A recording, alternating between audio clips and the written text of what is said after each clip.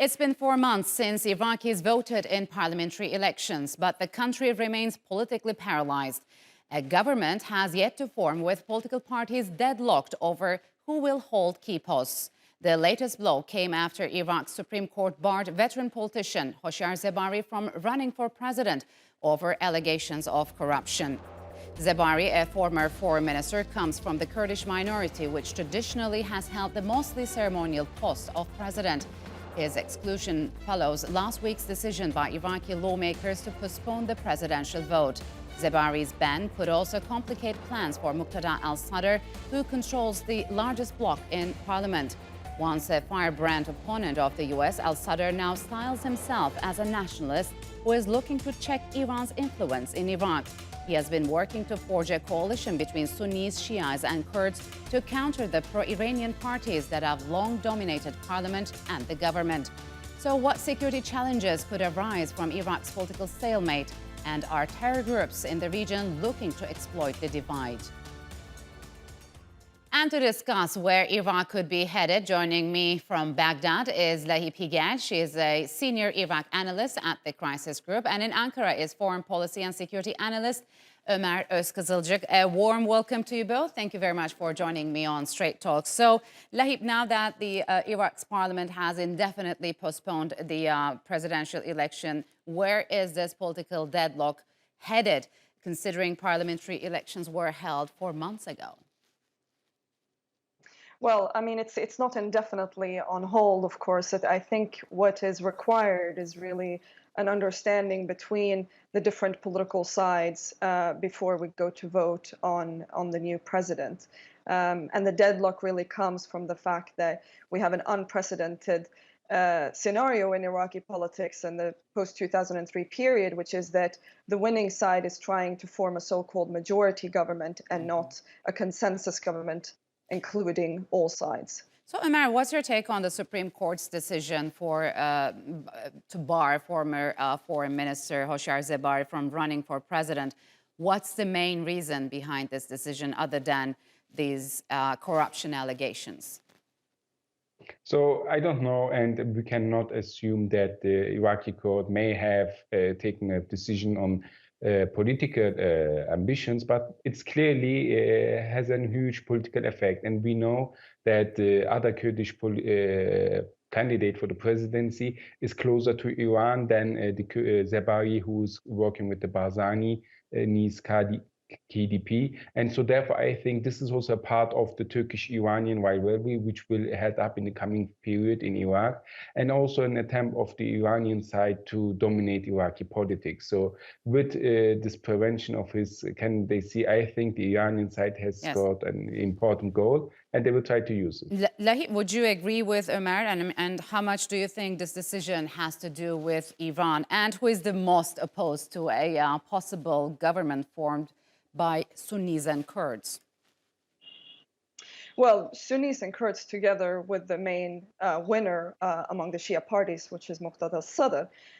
So again, it comes to this unprecedented scenario where potentially not all Shia parties would be included. And this is, of course, Iran's concern. But I don't think that it's specifically about Zebari. Zebari has,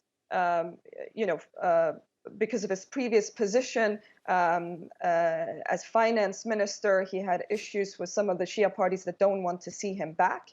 But I think it's a question of the whole process, which is that there would be a tripartite alliance, which actually holds the speakership, the presidency, and the prime minister. And I think this is what they want to have resolved before we go to elect the new president. So if I'm not mistaken, Lahib, Sadr has frequently reiterated his commitment to form a national unity government, sidelining the Shia coordination framework.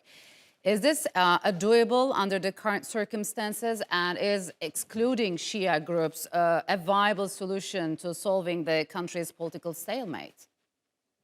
Well, I mean, I think this is what has turned out to perhaps not be viable. Sadr has tried to push this as far as he potentially can, and now they have hit a wall, at least for now. What Iran has tried to convince Sadr of is to include his Shia rivals. That hasn't worked so far. But I think in the end, there will be some sort of consensus if we are to have a government, considering that the Shiite coordination framework is threatening to be a very problematic opposition, probably both within parliament and outside of parliament. So I think the Supreme Court decision also comes against the backdrop of concerns that it might lead to conflict if they are not if not all are included in the government, or at least most of them. So, Omer, why do you think the pro-Iranian groups suffered significantly in the latest elections? And can you explain the evolution of al-Sadr, who has grown into a critic of Iran and possibly moving towards the US? So I personally think, was it for me? Yes, Omer, go ahead, please. Yes, I personally think that the loss of the pro-Iranian factions inside Iraq has mainly been motivated by the lack of support of the Iraqi people to the Iraqi Shia militias. And most of the Iraqi people and even Shia people do not want these Iranian-based Shia militias to dominate Iraqi politics. They want regular legal politicians working. And here the key is inside the parliamentary and outside of the parliamentary. And we know that outside of the parliamentary, Iran has the upper hand with all of the Iran-based Shia militias in Iraq, and that Iran is doing its own thing in Iraq, and that even Iran used these Iraqi Shia militias to threaten foreign countries which have good relations with the Iraqi central government. So therefore, here I think it's important for the Iraqi people to balance off Iran in the parliament, and Sadr has seen this, and seeing this, he thrived on the wave of popular unrest with Iran. So, Lahib, would a new government seek to balance the country's relations between the US and Iran as it did before? And who is the most suitable candidate or a faction for that? Well, I mean, Sadr has used the mantra of neither Eastern nor Western. And so trying to hold Iraq on its own course and on an equal distance, let's say, from all of the countries that have a stake in Iraq, including the US and Iran, but also the Gulf countries and Turkey, for instance, that have very much had a big interest in this election specifically. When it comes to the current prime minister, Kadhimi, he's been seen by the international community, I would say by all sides, as a suitable prime minister in the way that he has sought to balance Iraq's foreign relations. Now, of course, Iran might not agree with a pivot that goes more towards the Gulf Arab countries or Turkey, for instance, but they also haven't had any major objections against his premiership. So, Omer, what would an unstable Iraq mean for Turkey, and how would it impact its anti-terror operations? So we have to see that anti-terror operations of Turkey in Iraq has achieved an important milestone. The PKK has been mainly driven out of all of the areas in northern Iraq which have a direct link to the Turkish border. So the PKK's presence is now limited to areas further south in which the PKK has small enclaves like the Kandil Mountains, the Gara Mountain, the Sinjar Mountain, and the Mahmud Mountain. And here we see that the Turkish armed force is keeping up the pressure from the air and trying to use support the Kurdish Peshmerga and the Iraqi army to push into the territories held by the PKK and establish Iraqi sovereignty over Iraqi territory back. And here the only hope of the PKK is to use Iran to prevent a push from the Iraqi side against the PKK. So we will see in the coming future that these domestic issues of Iraq will affect and determine the future of Turkey's fight against terrorism in northern Iraq against the PKK. And here I think Iran is the only hope PKK has to survive in northern Iraq. Would you agree, Lahib, is Iran shielding the PKK?